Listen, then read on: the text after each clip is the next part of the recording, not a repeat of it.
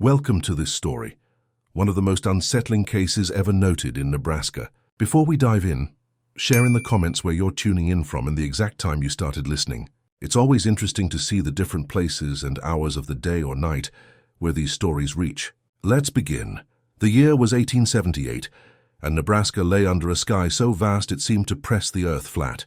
The Great Plains stretched in every direction like an unfinished thought, a space where anything might happen, and no one would know until the wind carried the rumor east. Travelers said the land could drive a man quiet if he stayed too long. Others said it could drive him mad. The rail lines had just begun to split the emptiness, and along them small towns sprouted like weeds. Wooden storefronts, a single church, a blacksmith's shed, a telegraph pole half leaning in the wind. Red Willow Crossing was one of those, a collection of boards and smoke, whose only claim to permanence was a sign that read Post Office in uneven paint. It was there that the Barlows arrived. No one saw them come in, only that one morning their wagon stood outside the general store, covered in dust and streaked with road mud. Elias Barlow said he had worked as a carpenter in St. Joseph, that he had come north with his wife Margaret and their 3 children to start again where the land was cheap. The postmaster asked what brought him so far. Elias replied, "Quiet," and that was all. They bought a patch of earth 10 miles north beside a dried creek bed the locals called Harrow's Cut. The place had a history of disappointment. 2 families had tried to farm it and left within a year. The soil was thin and stony. The wind scoured everything clean. But the Barlows built quickly. A dugout first, then a cabin. By midsummer, they had raised a barn and dug a cellar deeper than any man had seen. One neighbor joked that Elias meant to live underground when the rest of them blew away. Another answered that maybe he preferred to be closer to the dead. They laughed, but not comfortably. When the first travelers went missing, no one thought of the Barlows. It was the season of storms, when rivers swallowed wagons whole and men vanished between stations. A merchant named Franklin Webb failed to reach the next town west. Then a prospector, then a couple heading for the mountains. The constable's ledger recorded each with the same line, "Presumed lost to weather or road." Still, talk began. One teamster said he'd stopped near Harrow's Cut to water his horses and had seen smoke rising from the Barlow place at midnight. Another claimed to have found a scrap of canvas there, torn from a wagon cover. The constable rode out once, found nothing but silence, and came back uneasy. He told the innkeeper that the family seemed polite enough, though the children wouldn't meet his eye, and the house smelled of brine and ashes. The months turned, and with them the unease. Travelers started taking longer routes to avoid that stretch of prairie. Those who did pass sometimes glimpsed figures standing in the tall grass at dusk, thin, still shapes that did not wave when hailed. A preacher passing through described Nebraska then as a place half-made, where the Lord has yet to decide where the man belongs. The Great Plains were being written into maps, but not all of it wished to be named. Autumn came early that year. The corn rotted on its stalks, and the river shrank to a ribbon of black water. In the evenings, the people of Red Willow gathered at the inn, their talk hushed. Margaret Barlow had been seen in town only once since summer, trading jars of preserved meat for flour and salt. The storekeeper remembered the jars because they were sealed with a kind of wax he'd never seen, dark and thick like tar. He asked what kind of meat it was. She said hog, though no one in those parts kept pigs that year. On October 3rd, a trapper named Larkin stopped by their place at sundown. He later swore he'd been offered stew that tasted too sweet by half. He noticed boots stacked near the wall, 6 pairs at least, none of them the same size. When he asked, Elias told him they'd belonged to travelers who'd sold their belongings before moving on. Larkin believed him until he reached the road and looked back. In the fading light, he saw Margaret standing in the doorway, not moving, her hands red up to the wrist. Larkin told the constable, who rode out again with 2 men. They found the cabin shuttered, no smoke, no footprints in the frost. The door was barred from within. When they pried it open, the room was empty, the fire cold, the cellar hatch nailed shut. One man said he smelled iron, another said he smelled nothing at all. They hammered the hatch open but stopped when a gust of air rose from below, warm, heavy and foul. None of them went down. They sealed it again and left, promising to return with daylight. They never did. Winter buried the land in white. Wolves came closer to town than usual, thin shadows against the snow. People whispered that the animals were being driven out by something worse. No one went near Harrow's cut. The trail there vanished beneath drifts that glittered in the moonlight like glass over graves. When spring thawed the earth, the constable resigned without explanation. He said his dreams had turned bad. He moved east and refused to speak of Nebraska again. Years later, when new settlers came, they found the cabin half collapsed, the cellar filled in. They dug only far enough to lay foundations for their own house. Their plow struck something hard, a length of wood, then another. Beneath the boards were bones, so many that the men stopped counting. Some were small, some large, all stripped clean. A rusted cooking pot lay among them. The sheriff of the nearest county ordered the remains reburied without record. The official note read simply, "Unidentified," but rumors took root. An old clerk in Red Willow said he'd once seen a telegram sent from a station farther west, bearing the name Elias Barlow, dated 1882. Another swore he'd met a woman matching Margaret's description near Cheyenne, traveling with two boys who never spoke. Whether those stories were true, no one could prove, but the idea spread that the Barlows had not died. They had moved, following the same lonely roads as the pioneers they once welcomed. The plains forget nothing. The wind still combs that ground, whispering across the shallow dips where wagon wheels once cut the grass. On quiet nights, travelers along the old road claim to see a single lamp far off in the dark, swaying like a signal. Some say it's a ghost light, others a homesteader's lantern. Yet those who've gone to look report finding nothing. No light, no house, only the faint smell of smoke and salt on the wind. And in Red Willow, what remains of it, people still speak of the family who built too deep a cellar, and of the road that swallowed the ones who passed by seeking warmth. They say the plains themselves demanded payment, and the Barlows were only its hands. When the new settlers filled the old Barlow land, they built over what they did not understand. Their plows turned up fragments that should have been left in silence. Buttons, splinters of bone, a rusted clasp shaped like a jaw. They spoke little of it, yet the children in that family began to wake at night, claiming to hear voices under the floor, a whispering that rose with the wind and sank when dawn came. The father, thinking it only nerves, took a spade and went out one morning to level the remaining mound near the edge of the field. He struck something hard and hollow, then heard a slow crumble beneath him. The ground gave way by a foot, revealing an air pocket framed with rotten timber. The stench was faint but old, like meat long dried into the soil. He covered it back and never mentioned it again. By then, Red Willow Crossing had almost disappeared from the maps. The railroad skipped it for a larger stop to the south, and without travelers, the town decayed into wind-bent signs and empty window frames. Yet one man remained, a former station clerk named Henry Alcott, who kept a record of every train that passed and every telegram sent. He said he stayed because he owed the place something, though no one knew what that meant. In 1884, Alcott began receiving notes addressed to names that no longer existed. The handwriting was cramped and angular, the ink mixed with something reddish that left the paper brittle. Each envelope carried no return, only the mark of a black cross drawn in soot. The messages were short, coming home soon. Tell them we still have company. He showed the letters to the county sheriff, who shrugged and said some prankster must be at work. Alcott burned the first two, but the third he kept. He said the smell of the ink reminded him of boiled salt. That winter, Alcott vanished. His cabin was found locked from within.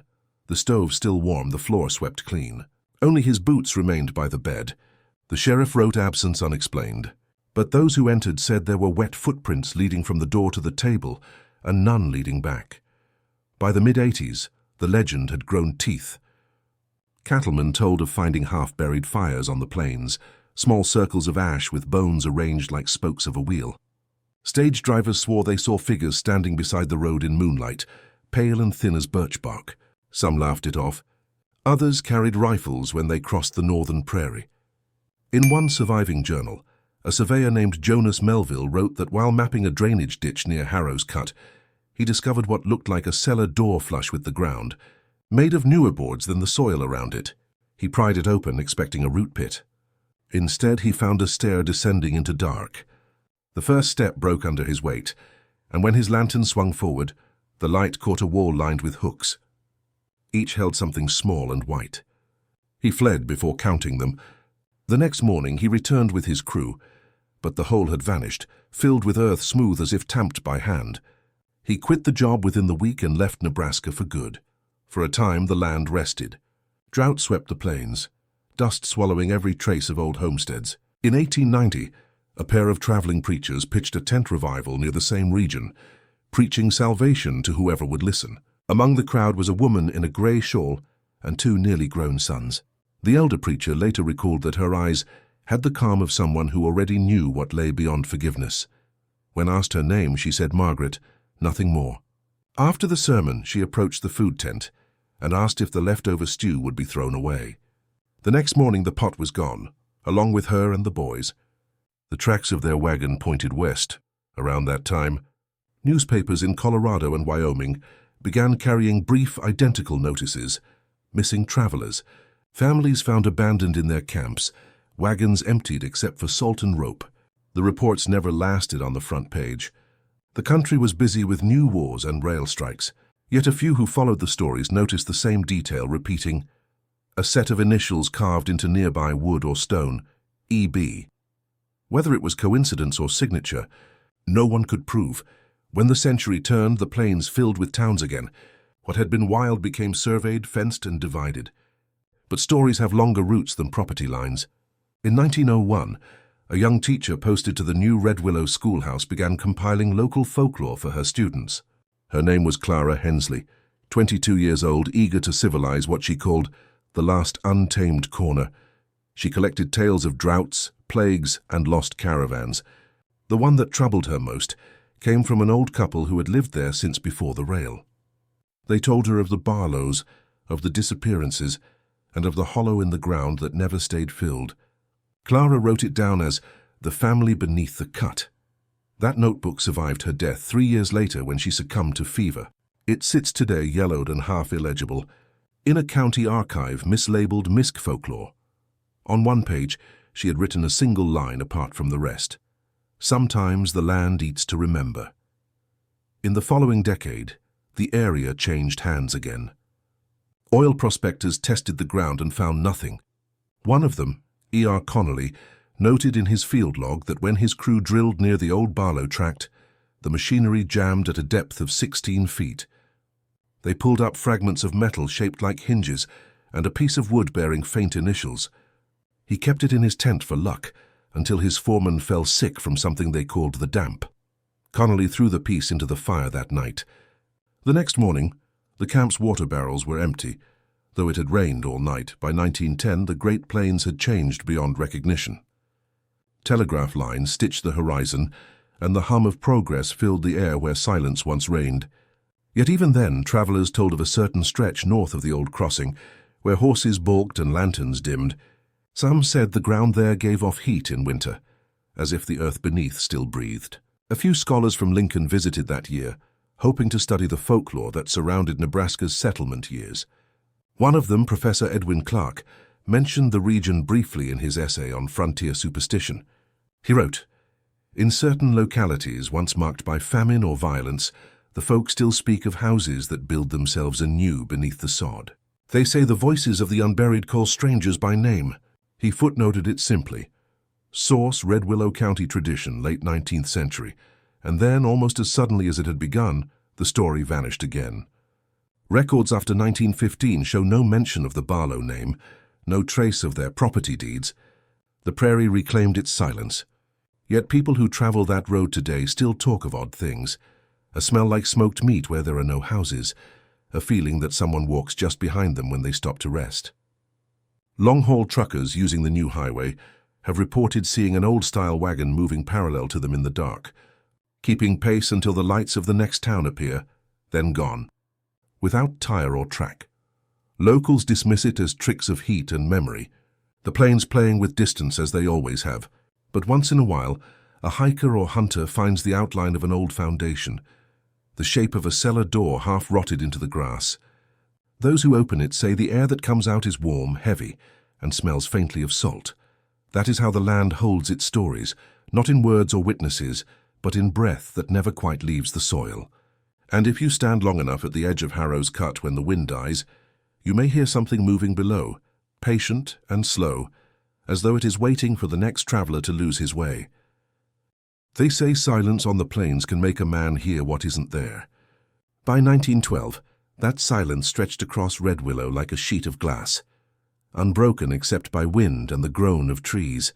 When the new county surveyors came through to chart the area for tax records, they found the remains of the old post road buried beneath silt. The man leading the team, Thomas Reddin, wrote in his log that the place felt occupied by something that didn't need to be seen to be known. He was not a superstitious man, but his crew swore he began talking to himself as they worked, pausing to listen at the ground as if it murmured back. One evening, while camped near the old Barlow tract, Reddin vanished. His assistant, a younger clerk from Lincoln, found his lantern still burning beside the collapsed fence line, the glass fogged from the inside. His journal ended mid-sentence. "The cellar is, and nothing more." Searchers combed the field the next morning, finding only a depression in the earth where the man's boots had stood. The soil there was warm to the touch, though the air was cold. The county closed the case as disappearance under uncertain circumstances. By that time, the old Barlow legend had already evolved. Farmers who worked the northern plains called it the hungry ground. They said if you struck your plow too deep, you might hit something soft that sighed. Others believed the family's cellar had never been built for food storage, but as a refuge, a place to survive the long winters after the hunger turned inward. The name of Barlow was still whispered in the next counties over, always low, as if speaking it too loud might draw something listening. In 1915, a young journalist from Omaha named Samuel Drayton took an interest in the story. He had read Clara Hensley's old folklore notes and decided to retrace her accounts, hoping to write what he called the anatomy of a frontier haunting. Drayton reached Red Willow in late autumn, when the prairie turns grey and the air tastes of metal. He rented a horse and followed the trail north until he reached the ridge that overlooked Harrow's cut. What he saw, he later wrote, was a stretch of land that looked eaten. He found remnants of fence posts, the rim of a collapsed well, and what might have been the corner of a house foundation half swallowed by grass. He stayed 3 nights, taking notes and sketching the terrain. On the second night his horse bolted without reason. On the third, Drayton claimed he heard knocking beneath his bedroll, slow and deliberate, as though someone below were trying to get out. He left before sunrise. His article never appeared in print. The editor of the Omaha Herald received his notes weeks later with a brief cover letter. "The land will not let itself be explained." The package also contained a small cloth pouch filled with coarse reddish dust. The editor kept it on his desk until one morning it split open. Inside was a single human tooth, smooth with age. After that, Red Willow's name disappeared from official records. The county boundary was redrawn, swallowing the area into the next district. But the railwaymen who laid new track nearby told of strange happenings along the grade. Equipment missing overnight, hammers found sunk into clay, faint drumming sounds beneath the sleepers when the engines passed. One foreman ordered his crew to move camp 10 miles south after a worker unearthed a square of wood engraved with 2 letters. EB. By 1920, the Great Plains had become modern. Towns boasted electric lamps and telephones, yet every few years a traveler would vanish somewhere between Hastings and the Wyoming line. Their wagons or cars would be found intact, the engines cold, provisions untouched. Locals stopped reporting them. They said the ground out there had its own appetite, and the less said about it the better. During the drought years that followed, the dust storms returned with a fury that stripped the topsoil from Nebraska clear to Kansas. In 1933, a WPA crew working to stabilize the roads near the old crossing found an odd depression, perfectly circular, lined with compacted earth as though something round had once stood there. The men unearthed what they thought was a cistern lid and pried it open. The foreman, a man named Wilcox, later told an investigator that a rush of air came up like heat from a stove. Inside, they saw steps curving downward. Wilcox ordered the hole filled immediately. By the next day, the entire pit had collapsed inward, leaving only a crater. Within a week, 2 members of the crew fell ill and died, their skin blotched and pale. The rest refused to return. Folklorists after the war began to collect the surviving stories as relics of frontier superstition.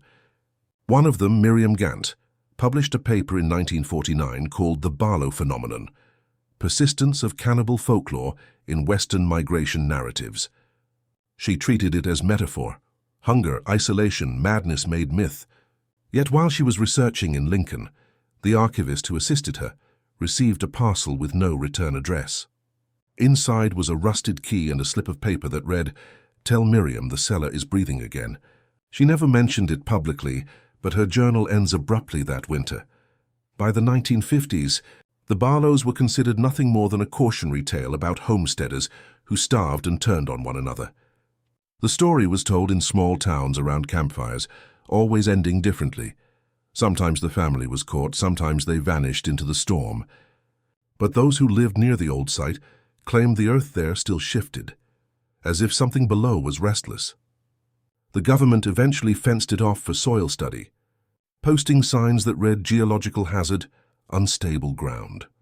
In 1963, 2 high school boys from McCook ignored the warnings and camped there overnight. They brought a camera, hoping to capture ghostly proof. The next morning, only one returned, barefoot and bleeding from his hands. He said the ground had opened. The sheriff found nothing but a sunken patch of grass and the boy's torn tent. The survivor refused to speak for months. When he finally did, he said, "It asked me to come closer." Over the decades that followed, modern researchers tried to explain the legend through geology, pockets of gas, shifting clay, even mass hallucination caused by mineral dust. None could account for why animals avoided the site or why radio signals died within half a mile. In 1978, a centennial committee tried to locate the original Red Willow post office for a local history exhibit. The archivist sent a request to Lincoln for old property ledgers. The reply came with every entry intact except one, the deed to the Barlow tract. Page torn clean away. Old-timers say that when lightning strikes the plains near Harrow's Cut, the glow lasts longer there than anywhere else. Sometimes after a storm you can smell iron in the air and hear a hollow sound, like someone knocking from under the sod. Truckers still report seeing a light off the highway, a lantern that flickers and disappears when approached. The Great Plains forget no one. The grass grows over graves, the dust covers the signs, but the wind keeps the memory moving, soft, steady, patient. And somewhere beneath that flat expanse, in the oldest part of the soil where the frost never reaches, something still waits for the next set of footsteps to pass too near. By the late 1970s, the plains that once buried secrets had begun to bloom with machines. Crop dusters flew where hawks once circled, and the sound of diesel replaced the groan of wind. But silence never truly left the old Red Willow ground. It simply learned to hide beneath the noise. Farmers who bought land in that stretch complained of engines that died for no reason, of livestock that refused to graze near the north fence, and of wells that produced water tasting faintly of metal. They blamed minerals, bad wiring, old pipes. The explanations satisfied no one for long. One of those farmers, Nathan Colby, moved his family there in 1979. He was a practical man, former soldier, not given to ghost stories. The property had been cheap and the soil looked promising. His wife Ruth noticed the strangeness first, how the house would cool suddenly even when the heater ran full, how the cellar light burned out no matter how new the bulb. The children spoke of hearing voices through the vent at night, a rhythm like someone counting. Nathan dismissed it all until the day his tractor sank halfway into the ground. The hole beneath it was smooth as a tunnel mouth. When he peered in, the smell that came up reminded him of a battlefield hospital, sweet and rotten where life and death mixed in the same breath.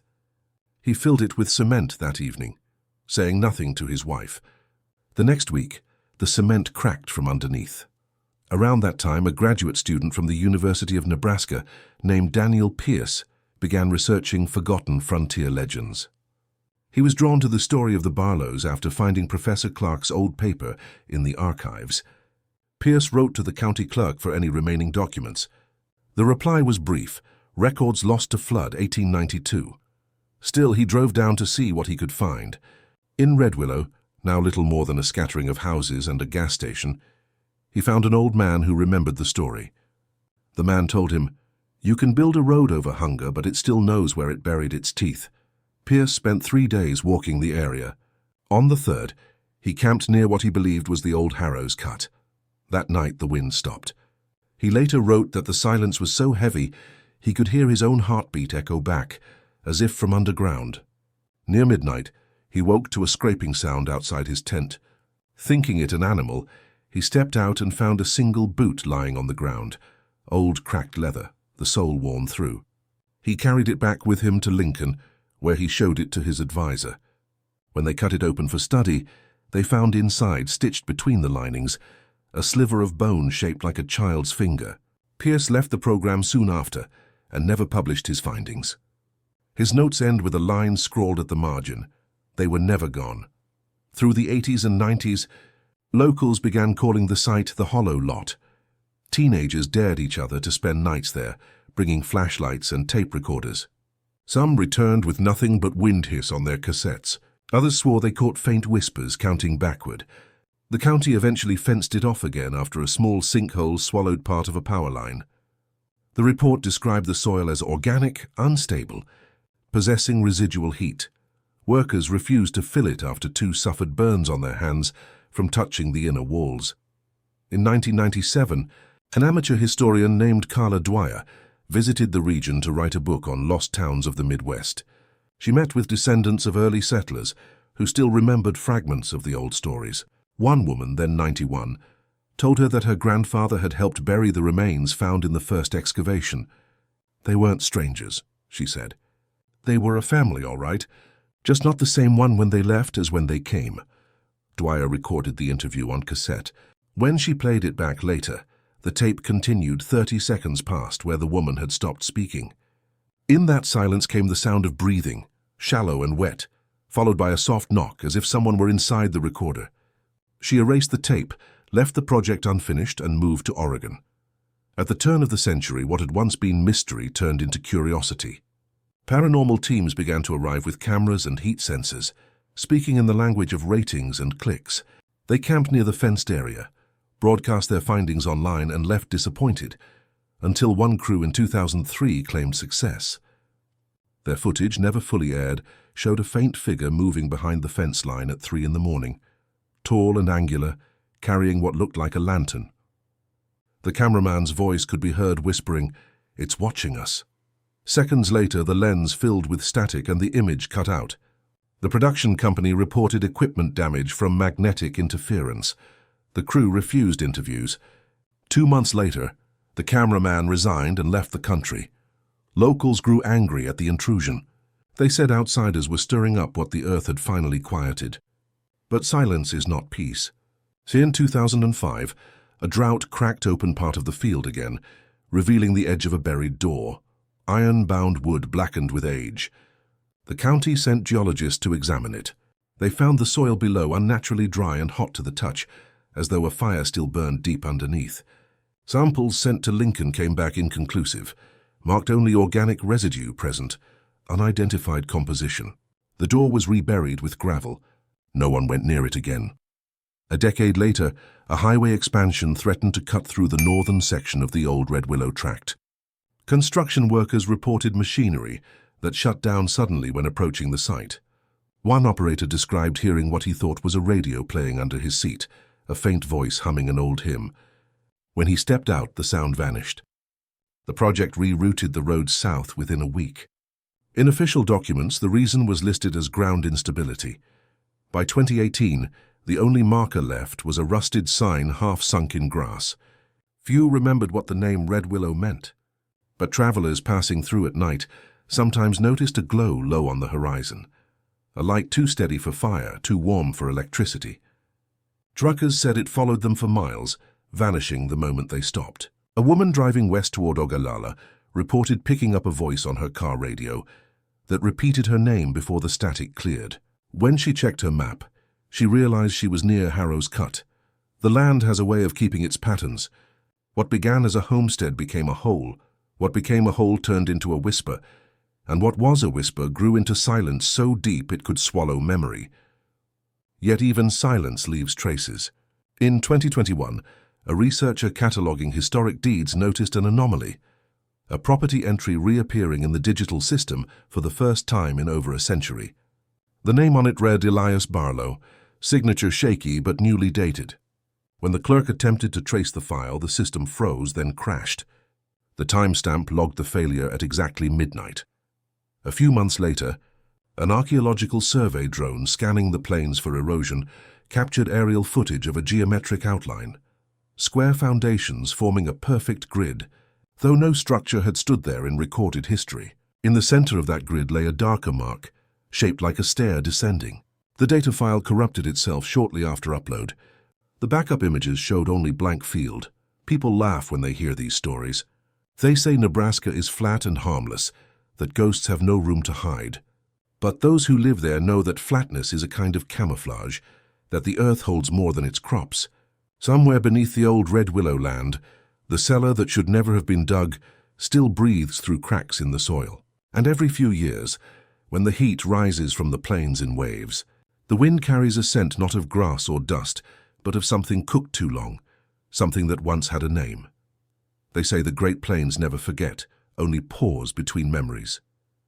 What lies below is not resting, it's listening.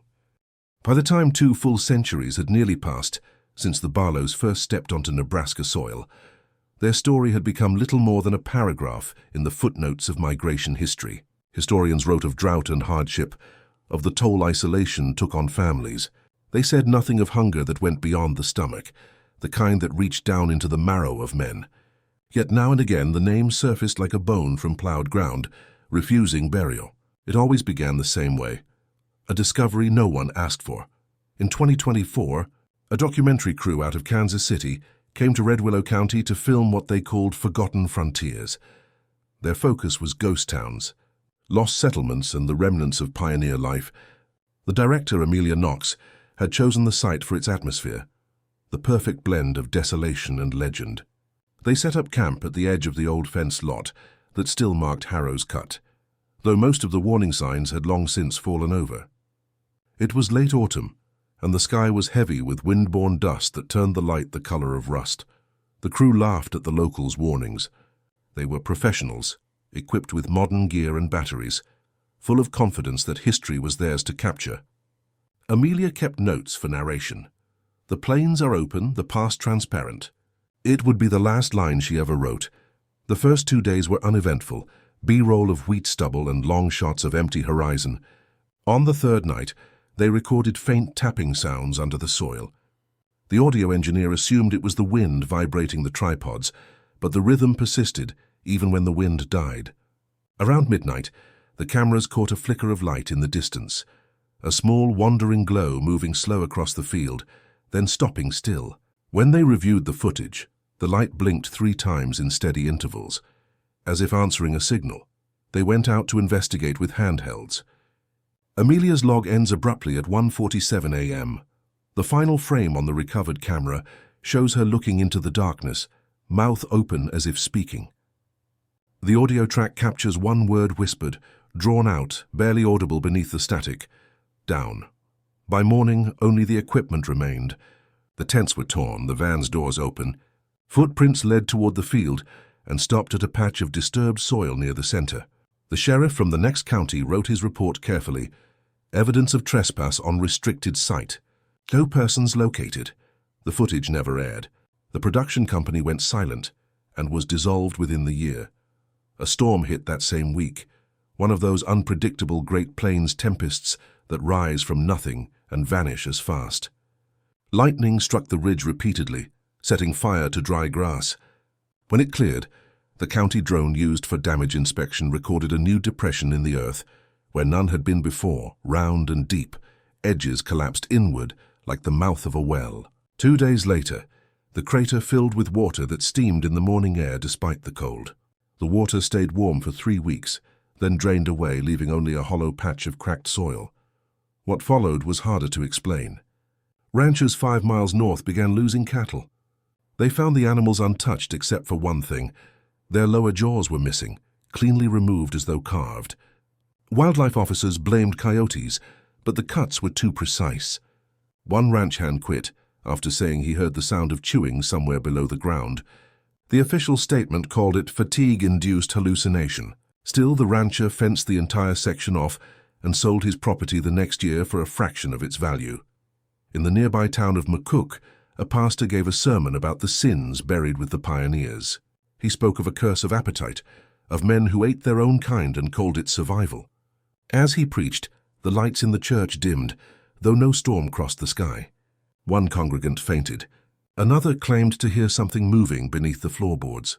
When they tore them up the next day, they found nothing but damp soil.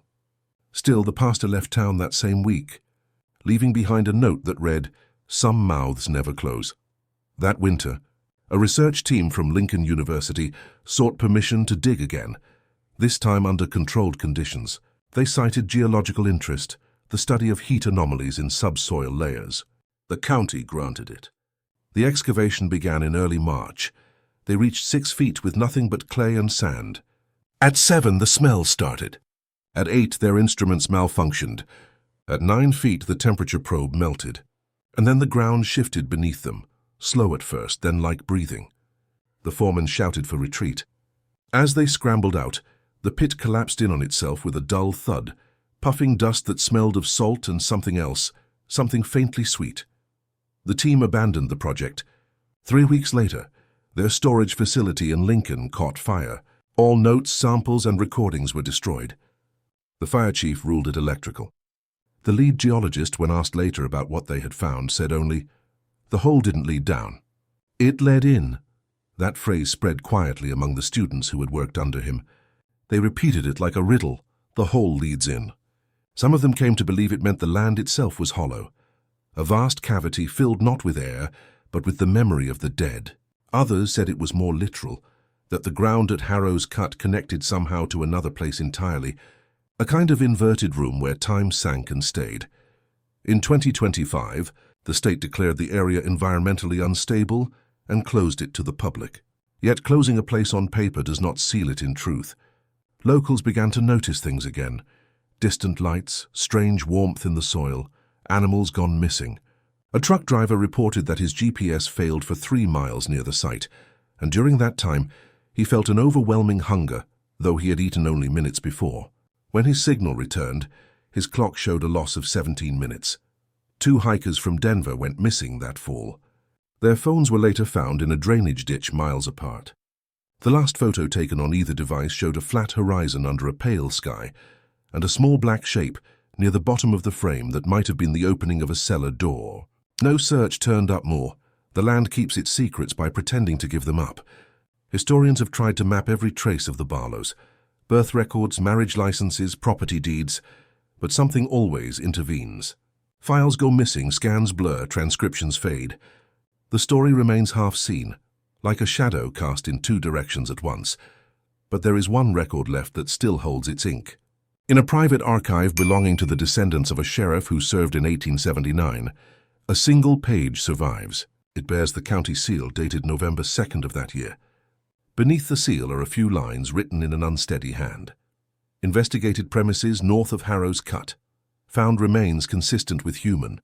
Cellar deeper than expected. Noise below consistent with movement. Recommend sealing. Then a signature. E. Barlow, deputy. No deputy by that name ever appeared on the payroll. When the archivist discovered it, he assumed a forgery. He sent it to Lincoln for authentication. The ink, they said, was genuine to the period, but the carbon tracing of the paper fibers revealed something stranger.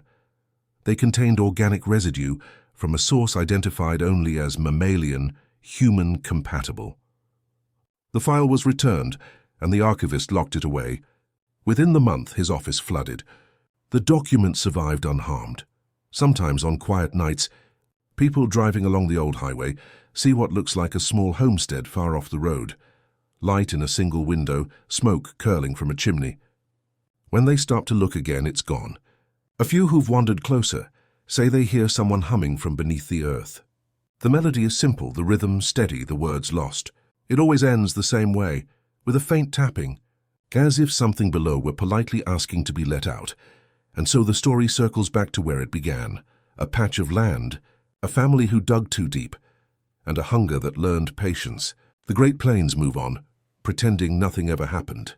But every wind that passes over Harrow's cut carries a low tone, not quite human, not quite wind. Some call it echo, others call it breathing.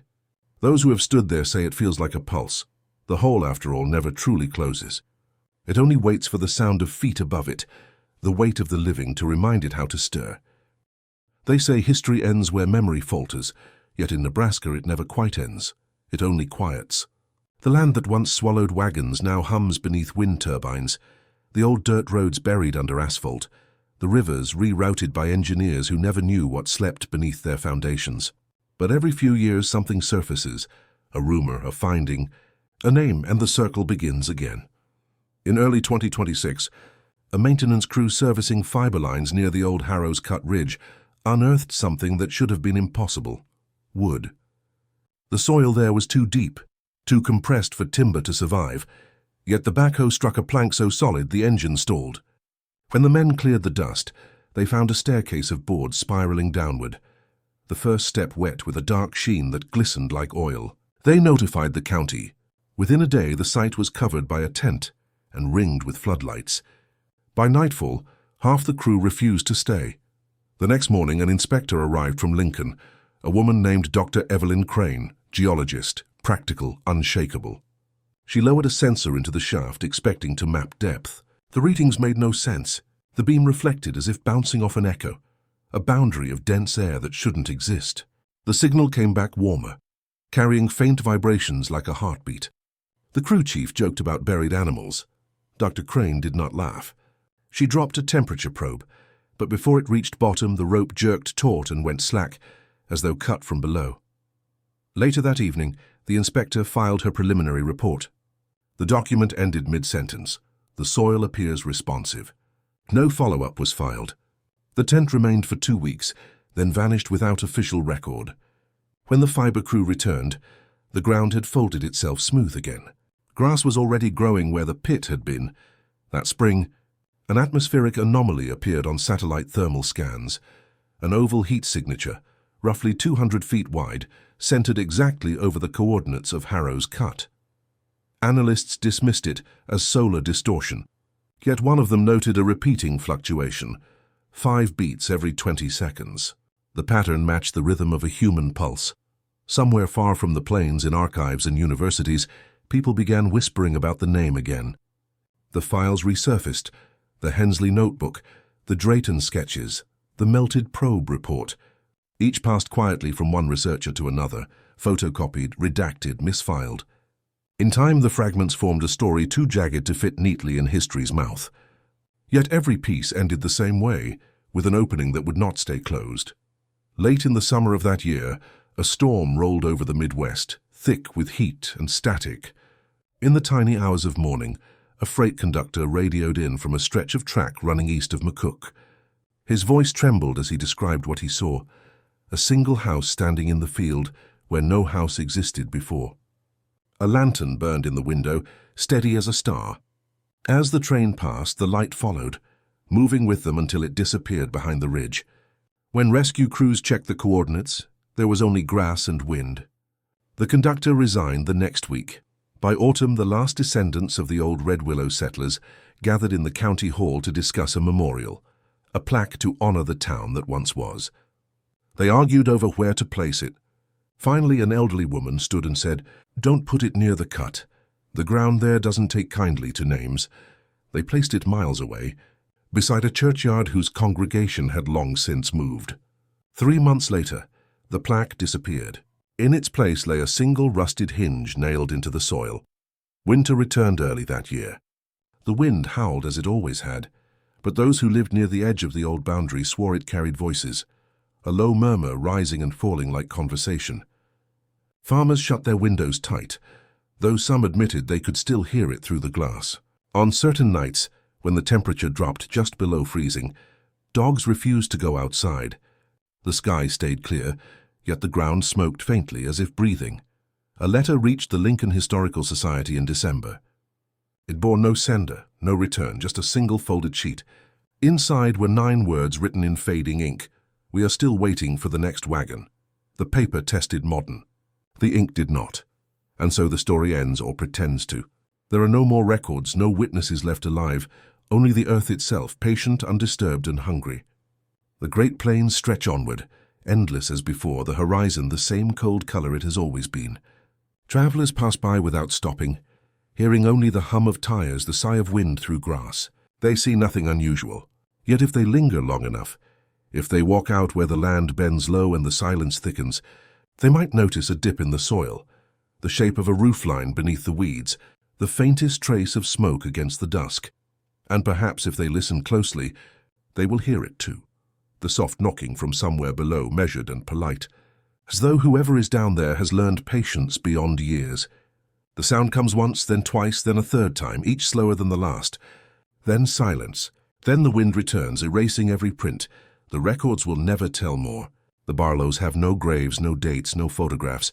Only this: a family that arrived, a cellar that should not have existed, and a hunger that found its shape in them and never let go. What fed once will feed again.